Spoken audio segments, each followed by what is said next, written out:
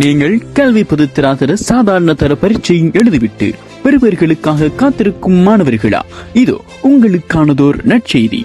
உயல் பெறுபவர்கள் வரும் வரை காத்திருக்காமல் ஏல் பாடநெறிகளை தெரிவு செய்ய அரியதோர் வாய்ப்பு. தோரையாய அத்தாரிக்கு முஸ்லிம் மகாவித்யாலய பாடசாலையில் 2027 உயர் தரத்திற்கான கலை மற்றும் வணிக பிரிவுகள் ஆரம்பம்.